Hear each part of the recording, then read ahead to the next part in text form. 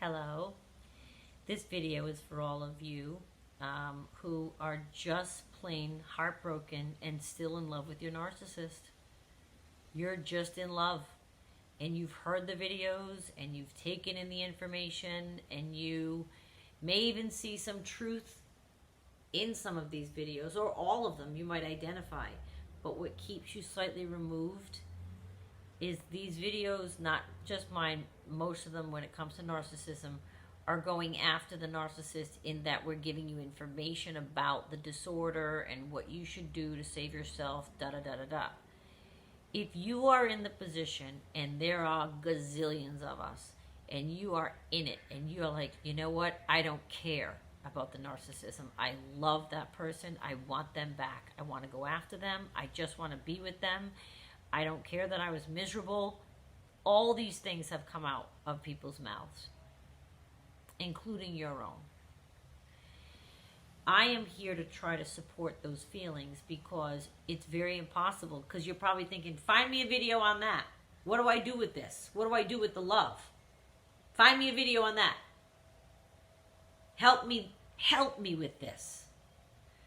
Because it can feel so hopeless when you're in the thick and the sea of those feelings. You're in it. You don't see any end to feeling that way. You love that person. That is that. What I want to just mention is that before you go after the person, this isn't a video about you should leave them, you should go no contact. You've heard all that before. For those of you who are in it, who cannot picture life without that person, who absolutely still wants to be with that person in the face of all they've done to you, then clearly for you it's not yet over. Clearly for you it's not yet over. You haven't come to the point that it's over for you yet. You're miserable sometimes, but you're not leaving. Okay, here's the thing that I just want to mention, a couple of things for you to keep in mind before you start to go after that person. Are you going after that person because you truly do love that person, which I'm not doubting that you do. That's not if you love them. If because of the love you feel for them, is that what is driving you to go after that person? Or, because this might apply to some of you, or are you incensed that they haven't come for you? And that's why you want to go after that person. If that's your truth, then that could be pride or ego, and that might be your way out. That might be, if you look at that and you think deep down inside and you think, you know, I probably don't even really like the person anymore. It is my pride. It is my ego. How dare they discard me? How dare they don't want me? I'm just asking you to examine all of your feelings, because I have, in the past of my life of dating, cried, pleaded, begged, and stomped my foot like a little kid to get people back in my life, only to realize that it was just exactly that. It eventually came to an end anyway. I probably should have held fast, because when I did that, I realized, you know what, I think I was just mad that how dare they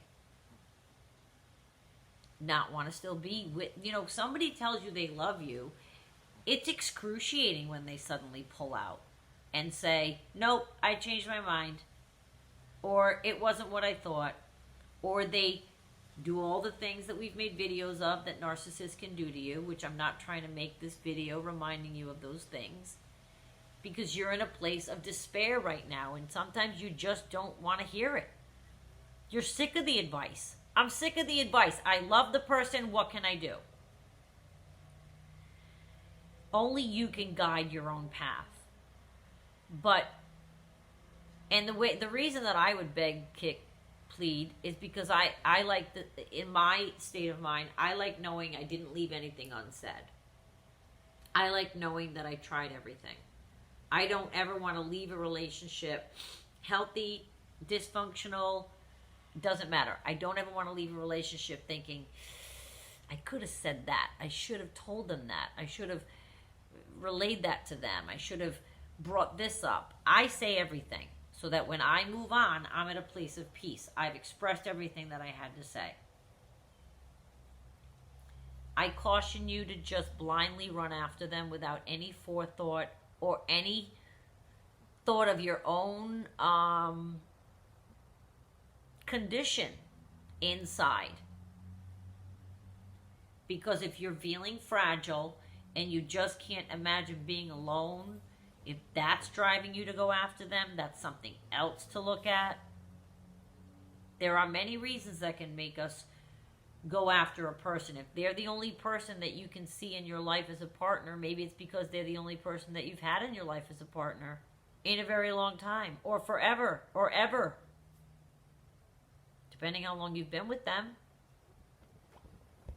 So if you're a 35-year-old and you've been with this person since they were 15 and you're constantly miserable but you're not yet ready to leave and you love them, I identify, and I feel bad. I don't identify exactly. That's not been my path. But I certainly know the feeling of being so in love that you can't picture not being with this person and you just cry all the time at the thought of that. But just give thought before you run after them.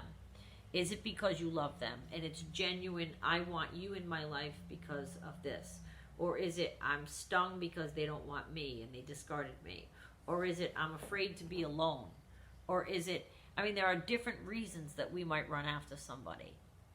And if you're in the thick of feeling that despair, I am so sorry. And I want to validate those feelings because you do love that person. You do love that person. You love the person they showed you. And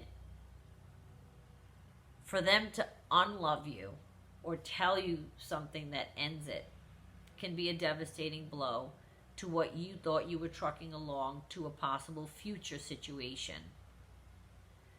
That also can't be what drives you to go get them. A fear for the future. Well, what's going to happen to me without this person? You're still you.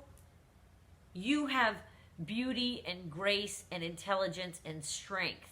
Get it back. Well, how do I do that, Renee? How do I do that? Little by little. Breathe. First, just breathe. I've had days where I was just like, I'm just trying not to die today. That would be what I would say to my narcissist. How you doing today? I'm just trying not to die. Thanks. Not really die. I've never had that thought. But you know what I mean? I know exactly the point of despair that you're wallowing. It's horrible. It does get lighter with every passing day. A little bit lighter. And that's not a band-aid for you to listen to either.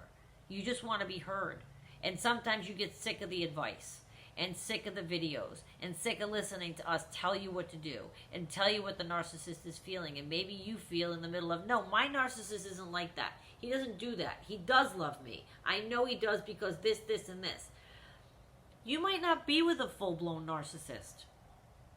These videos don't necessarily mean that your person's a narcissist because they may have one or two things in common with the things we all discuss. It's a clear cycle and disorder when they have this.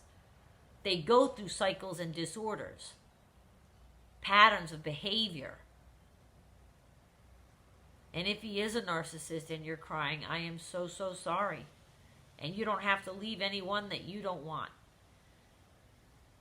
But the patterns do show that it just gets worse. And hope is a very dangerous thing for the victims when we hang on. Because we want that love feeling to come back. Or we want him to get back to where he was. But this isn't about him or her. This is about you. And I am so sorry that you're sad. I really, really am. And if you only need somebody to tell you it is okay to cry your eyes out all day long, then I'm here to tell you that. And sometimes that's what it's going to take. And you might do that for a week. But every single day the sun comes out. And every single day you better get your butt out of bed and get yourself going to do something. I don't care if you clean out one drawer. I did a laundry today. I fed my dog. I don't care what it is. Do something that makes you feel like you accomplished something. Anything. and be there for yourself. And know that in the grand scheme of things, your feelings are extremely important. They're very valued. They're very real to you, and they should not be ignored or glossed over. This isn't an easy process when you're feeling like you're feeling. I just wanted you to know that you do have somebody that understands it. And so please take care of yourself, please. Okay?